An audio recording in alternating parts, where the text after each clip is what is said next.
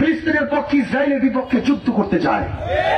আপনি লিস্টি করুন, দেখবেন ইনশাআল্লাহ বাংলাদেশের হাজারো লক্ষ কোটি জনগণ মানবতাবাদী, শুধু মুসলমান না, যারা মানুষের পক্ষে, মানবতার পক্ষে, তারা ওই হিংস্র জালেম ইসরায়েলের বিপক্ষে অস্ত্র ধারণ করবে, ওদের বিরুদ্ধে লড়াই করবে, যুদ্ধ করবে, ওই দেশকে তাদের উৎখাত করবে ইনশাআল্লাহ।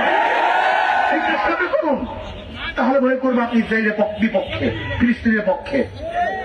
আর আমাদের দাবি থাকবে ইসরায়েলি পণ্য বয়কট নয়, বাংলাদেশে ইসরায়েল কোনো পণ্য ঢুকতে দেওয়া হবে না, আইন করে নিষেধ করতে হবে। ইসরায়েলের কোনো পণ্য বাংলাদেশে চলতে দেওয়া হবে না, এটা আইন করুন, তাহলে আমি বলবো যে আপনি ইসরায়েলের বিপক্ষে। ঈদের সময়, রমজানের সময় ইসরায়েল বিমান আমাদের বাংলাদেশের এয়ারপোর্টে নামলো কিভাবে? এর জন্য বাংলাদেশের জনগণ চায়, গোটা দুনিয়ার মানবতাবাদী মানুষ চায়। আপনি ইসরায়েলের বিপক্ষে, ইসরায়েলের বিমান আপনার অনুমতি ব্যতীত এই ভূখণ্ডে নামলো কিভাবে? তার মানে হলো এই তলে তলে সবকিছু হয়ে গেছে।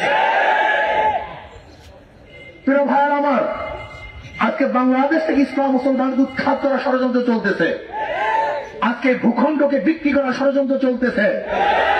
আজকে বন্ধু বন্ধু বলে যাদেরকে আপন করতে চাই, তারা আমাদের বুকের উপরে বারবার গুলিবিদ্ধ করবে, আমাদের ভূখণ্ড দখল করার ষড়যন্ত্র করবে, এদেশের সাংস্কৃতিক ইসলামকে নষ্ট করার ষড়যন্ত্র করবে, এদেশের মানুষকে গোলাম বানাবার চক্রান্ত করবে। এদেশের মানুষরা মানতে পারে না, পারে না, পারে না।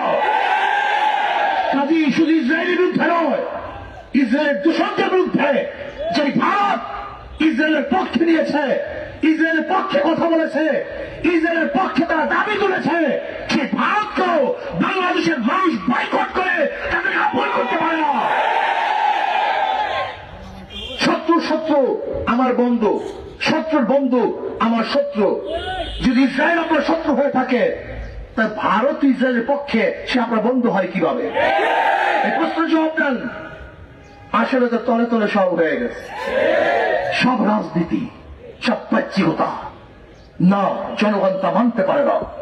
আসুন আমরা সম্মিলিত ভাবে আজকে সরকারের দাবি জানাই, আপনাকে নিশ্চিত করতে হবে বাংলাদেশ থেকে কত যোদ্ধা ফিলিস্তিনের পক্ষে ইসরায়েলের বিপক্ষে অস্ত্র ধারণ করবে, সেই যোদ্ধাকে নিশ্চিত করে আপনার ঘরে পাঠিয়ে দেন।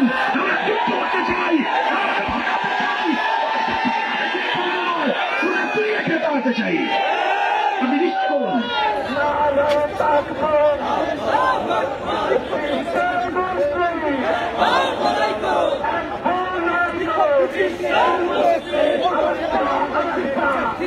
দর্শক, আপনারা দেখতে পাচ্ছেন এই মুহূর্তে যে বাইতুল মোকাররমের উত্তর গেট থেকে বেরিয়ে আসা ইসলামী আন্দোলন বাংলাদেশের বিক্ষোভ মিছিল ইতিমধ্যে আল রাজি পুরানা পল্টন মোড় অতিক্রম করে আল রাজি কমপ্লেক্সের সামনে এসেছে এবং বিজয়নগর পানির ট্যাঙ্কির দিকে অগ্রসর হচ্ছে।